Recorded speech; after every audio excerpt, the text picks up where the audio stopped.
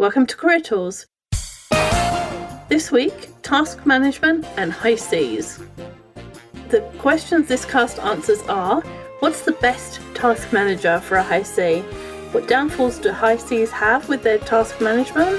And how can high Cs get better at task management?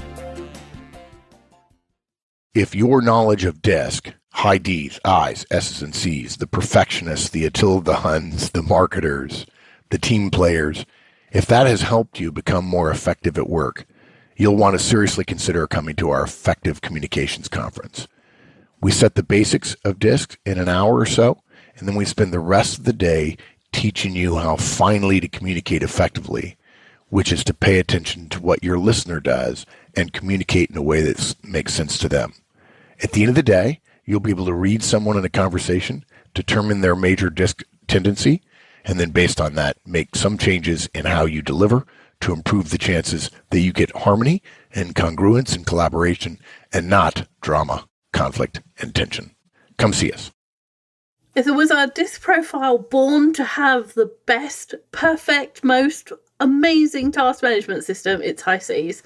They focus on detail and they love checking things off a list, and that makes a task management system obvious to them in a way that it's not to a high I or a high S.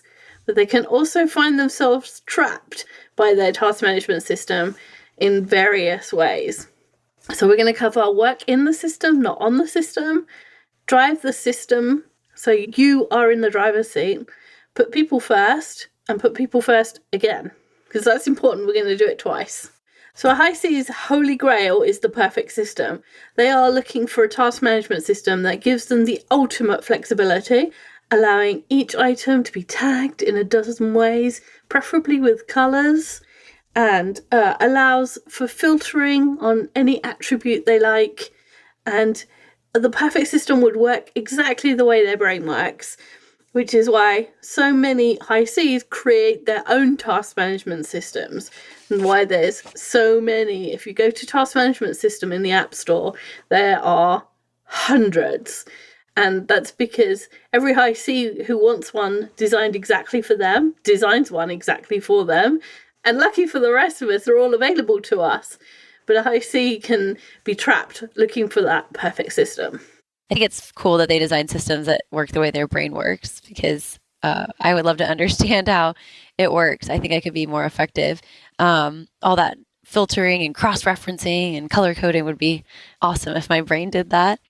But sometimes, if you're a person who designs your own system, if you're a person who creates a system that works for you, sometimes you end up working on that system. And I've been there before. It kind of becomes like a pet project, and you get kind of addicted to working on your own little part of the process, and you spend time changing things and tweaking stuff, and changing the colors or changing the like cross-referencing, and then sometimes even you just scrap the whole thing. You can start all over, and it can be a problem because then you're not actually working on the things that you have to do.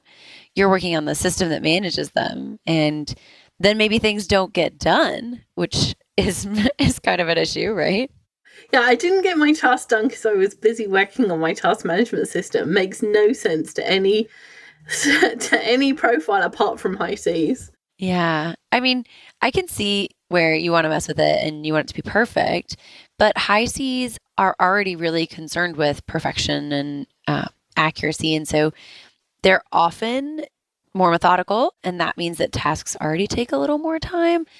And it's good because we need there to be those kinds of attention to detail moments. But at the same time, because it already takes a little longer to do everything, if you add in the time it takes to manage the system and mess with the system, suddenly, everything's overdue, even more so than it would be had you just worked on it. Yeah. And yes, everything can be redated. You can reset the due dates, but not everything. If people are waiting for you, or if you're working on something that is part of a project and that needs the tasks to be done, then you have just put everybody else's work back a week or whatever it is, however long that you're now behind. And you don't want to be behind, you want to be ahead. That's the whole point of having an amazing task management system, is that you're actually doing work and you know when it has to be done, and you're able to manage your time more effectively than the other styles. But if you get lost in the system or working on the system, then that might not happen. It's hard because we want the system to work. We want it to work for us. And I've totally been there before, where I was like addicted to my system, and I would mess with it all the time and export things and then mess with them on the paper and then re-import them. And everybody loved the system, but in most organizations nowadays, people are consuming your work. And so if your work isn't complete, the next person's work can't be completed. And it can be really hard to make the end deadline, the end goal, if each part of the process gets, pushed back by a couple of days. And so while we really need to make sure our system is running smoothly, we also need to pay attention to getting things done using the system. And maybe we can schedule fixing the system. Maybe we can have some time every couple of weeks, or even on Friday afternoons, you have maybe like an hour or two or something like that. Friday afternoon sounds like such a good time to do it, because it's probably slow in the office and you can really focus on it and get things done, because you don't want to have your system bog down the things it's supposed to be managing. Exactly. And Friday afternoons tend to be a bit slower. People tend to be able to do the work if they've done all the work that was due before Friday. So true. On the first 4 days of the week. So you could use it as a reward. If you really like tinkering in your system, you can use it as a reward and say, okay, if I get all my tasks done before Friday, I'm going to spend an hour or 2 hours tinkering with my system, and that will make most high Cs very happy. Yeah. And most high Cs don't get as frustrated and feel the need to change things as instantly as some of the other profiles. So scheduling it, for a week, the 4-day weeks in the year, like the week between Christmas and the New Year, weeks that tend to be a bit slower, you can have a whole week of playing with your system and just doing the odd tasks that come through. While we're talking about this, what we're not talking about is projects and the big things that you have to do. So if you're working in a project and the project has its own task system, we're not talking about tweaking that, because there's 20 or 30 people working with that system. You can't just unilaterally make changes. What we're talking about is the odd tasks that come through, things like your expenses or admin or things your boss asks you to do that's outside of the project. Those things, you can have whatever task management system you like, as long as it works and you're getting the tasks done. So don't try and change big systems where there's multiple people working on it just because it's irritating to you and it doesn't work as well as you want it to. And there's also no point in having two systems. So if all your project tasks are in a ticketing system, don't try and then put them into your own task management system, because at some point they won't sync and you'll miss a task and things will happen because of that. So this system is just for the tasks that are just for you, and that you can tinker with as long as all of the other tasks are done. And then if you have a system, if you have a good system and you like your system, maybe you're still tinkering a little because, as a high C, it's not perfect yet. Nothing's perfect. But if you do have a system, it's important to keep in mind too that you should be in charge of the system. The way we would say that is you should be driving the system, right? Yeah. Because sometimes high Cs don't use the task management system as a framework. In fact, a lot of people do this because it's much easier to work this way. So instead of using the task management system as a framework, they use it as an instruction manual. So if the task management system says do X, they do X, whether or not that's the most productive thing to do. You can't put stuff into your task management system and then abdicate all responsibility and just follow exactly what the task management system says. You have to keep engaged and you have to keep your brain on, is this the most productive thing to be doing right now, whether or not the task management system says it is. Yeah, it's not just a list of things. It's not a duty roster, right? Mm-hmm. You still have to be in charge of it. You still have to be cognizant and aware. You still have to pay attention to what's in the system and the end goal. Putting it in the system, that's a really good way to think of it. Putting it in the system doesn't mean that we're not still responsible for the end result. And so it's just a duty roster. I have to do this, I have to do this, I have to do this. Then we could be in a position where the most important thing isn't getting done. And that's really dangerous. Yeah, especially if we're avoiding doing that thing that we should be doing. Right. And instead we're doing all the little admin tasks that are easier and allow us to check things off. Yeah. Who's not guilty of that?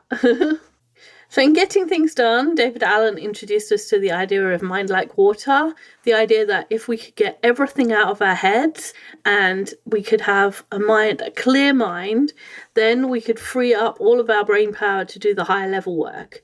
But that implies that once something is in the system will automatically bring up the correct next task every time.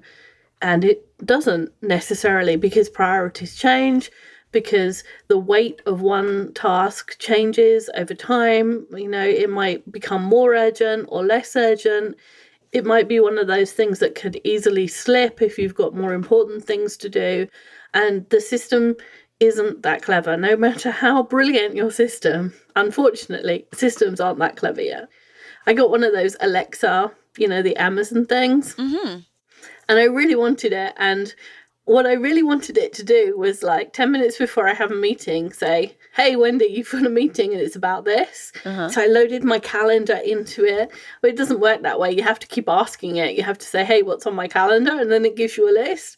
And what it would do is give me a list of all of the people in the company's calendar, which was not useful. And then I worked out how to narrow it down to just mine, but it still doesn't work proactively. And the technology just isn't there for our systems to work proactively yet. So we can't depend on them in that way, unfortunately. It's a bummer. I'd love that. I'd love a message that says, hey, it's time to leave for your appointment. Exactly. Wouldn't you love that? Hey, go get dressed. Yeah. No, it doesn't do that. That would be great. But the system isn't as smart as us. I mean, the system is something we've built, but it's certainly not as capable as we are. And so we need to drive the system. We need to be in charge of it. It's simply a tool.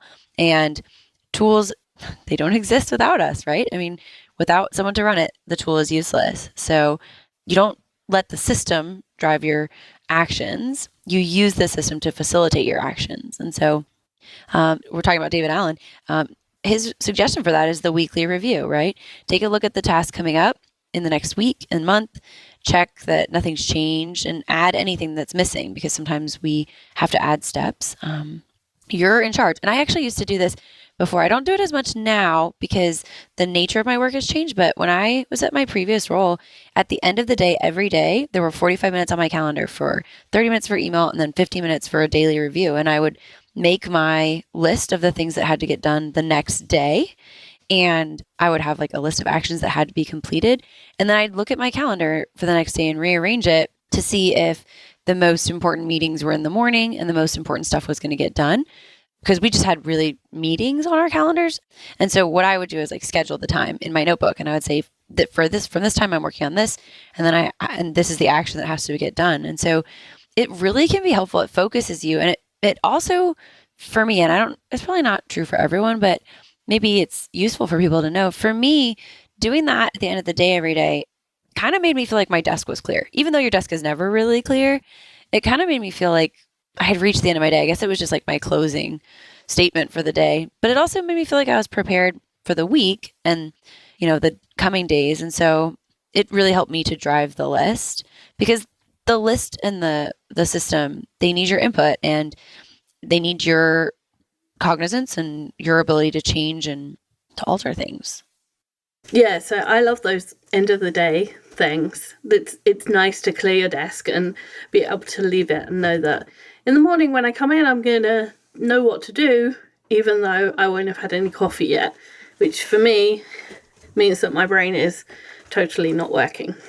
Well, and it helps you get started first thing in the morning, because some people first thing in the morning, they're not sure what to do. And then if something comes up that trumps their calendar, or something more exciting comes up and they don't have a list of stuff that needs to get done that day, they could be distracted by, stuff that's going on in the office or other things. And then it's not as effective, because then the things that didn't get done that day, were part of things they actually had deadlines and stuff like that. And so I don't know if anyone else uses their calendar this way, but I have 2 or 3 moments a day still nowadays, unless I'm presenting, where I realize I've gotten off track and I'm doing something that doesn't really need to be taken care of. And I ask myself in my head, right, what am I supposed to be doing right now? And if there's nothing on the calendar, then I can keep doing whatever that other thing is. But if there's something on the calendar, that's what I'm supposed to be doing right now.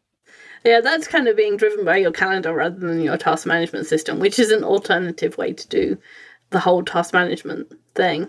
But you were just talking about people who get distracted by the latest thing, and that's unlikely to be high C's, but high I's, oh my gosh. Somebody walks into the office and has a story, and they are going to listen to the story and tell their own story, and also order Starbucks at the same time. So the first part of people first is kind of an acknowledgement of that. If a task comes up on your list that should be done by someone else, or you're waiting for somebody else, you as a high C kind of expect it to be done on time and to your desired quality level, because that's what you would do when that task came up. But unfortunately, people let us down, sometimes because of their distraction or the way their profile works, and sometimes just because they're not as good at their job as we want them to be. And some people, I know, you're going to be shocked by this, some people don't even have task lists. And they forget that they're supposed to be doing something for you. It's awful. It is. It's terrible. And it's so frustrating. Usually I feel that a lot of us have this experience where our way feels like the right way. And it does feel like the right way. So we have to be cognizant of the fact that it's not the right way for everyone. And just because there's a task on the list that someone else is responsible for doesn't mean that all of the responsibility lies with them, right? Just because their name is assigned to complete the action doesn't mean that all responsibility lies with them.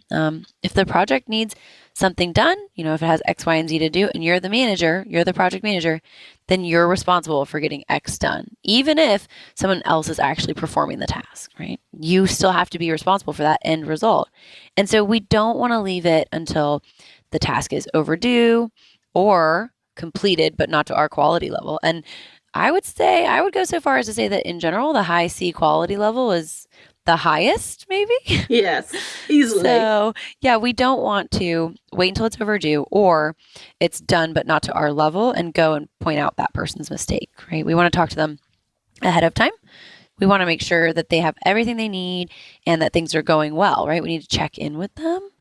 That's our job. Like, if it's your job, then you have to help them to get that task done. It's not to do it by ourselves, take it over and do it ourselves, but to help the other people on the team, enable them, right? So that they can get it done themselves.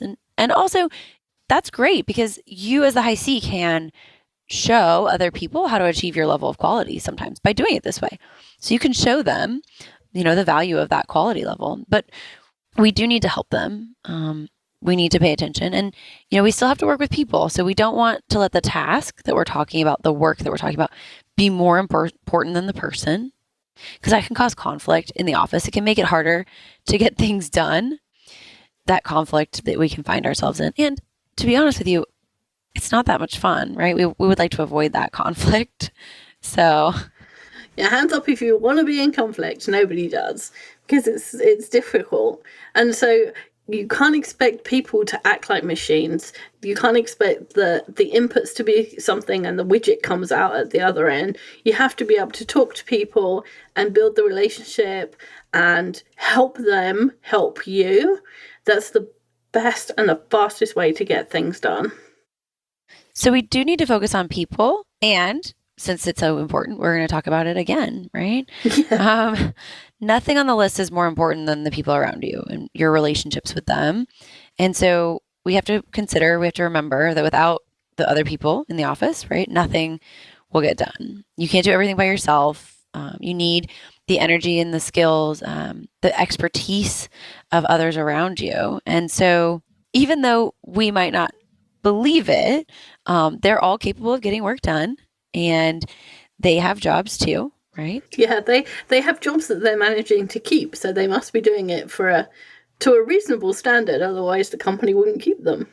Exactly. Just because we look at another person's methods and don't understand them doesn't mean that they don't get things done as well. So we have to be careful.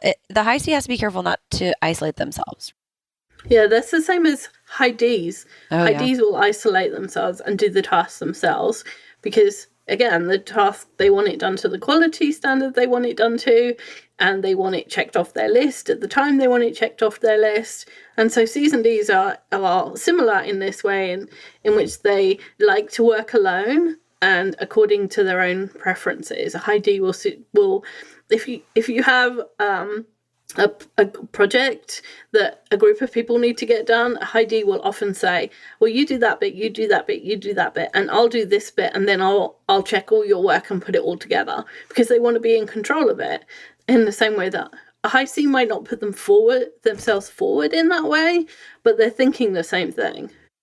So funny. All of the profiles have weaknesses. So, we all have weaknesses. We all have strengths and weaknesses. There's two sides to every coin. So we just have to be careful because people are really important, and the high C tends to isolate themselves, and that's a disconnect. It can make things inefficient, right? It can make it harder to get things done. So sometimes it's great to be head down, full focused on something, right? We have to get something done, and so full focus, like full concentration, is required. And sometimes there's stuff that only can be done by one person. And so the high C focus is really valuable. And we still have to consider other people too, both in planning and then in the thought process and to get things done, right? We can't do the entire project by ourselves usually. So we need to pay attention to deadlines versus people, right? Yeah, so whenever there isn't an urgent deadline, put people before tasks. If someone needs you, help them then and there. If someone wants your advice, give it. If the choice is lunch with somebody or get one more task done, as long as that task isn't like due in the next hour, then go get lunch with someone. It's not your natural instinct, but if you remember this, if the task is not urgent, put the person first, you'll suddenly find that your relationships are improving, and that helps you get stuff done because people do favors for the people they like. And if you've had lunch with someone, they like you well enough and they'll help you when you need help. Yeah, it's important to keep in mind relationships are really key as your career progresses. So you have to achieve results in the beginning, and then relationships become much more important because as you become more senior, it's less about singular tasks and more about your ability to get things done through others. And so if we can learn this lesson now, if all of us can learn this lesson now, then we can benefit from it. High C or not, right? That's a lesson for everyone. Absolutely. So there's two parts to this guidance, really. One is about your actual task management system and making sure you're working on the task and not on the system, and just trying to put some boundaries around that time that you spend tinkering and making sure that it's not getting in the way of doing your tasks. And then the other part is about putting people first. So thinking about, what does somebody need in order to help me? And if somebody needs something from me, what can I do to make time in my schedule for them? And what are the urgent tasks and what can be put to one side so that I have time to help someone or give them advice or go to lunch with them? If you can do those two things, or at least work towards them, you will suddenly find yourself much more effective than you are if you spend your time working on your system or ignoring people. So there's some tasks to work on. Thanks, Kate. Thanks, Wendy. Bye, everyone. I hope that was helpful, either for a high C or for understanding your high C colleagues. We'll be back next week with more guidance. If you enjoyed this podcast and you want the how-tos of management wherever you are, check out the free Manager Tools mobile app. It's available on both iOS and Android devices. Go to the Apple Store or the Google Play Store and download the Manager Tools app. Just search for Manager Tools in the respective store, or go to the Manager Tools website, www.manager-tools.com, and you'll find the links on the bottom of the homepage. Once you've installed the Manager Tools app, you'll have access to all the Manager Tools and Career Tools shows anytime, anywhere you want. With easy searching of podcasts by category, using the map of the universe, or using built-in search functions, it couldn't be easier. Additionally, if you're Manager Tools personal licensee, You'll have easy access to all the show notes right from the app whenever you want. Go to the App Store and download the Manage Tools mobile app. You'll be happy you did.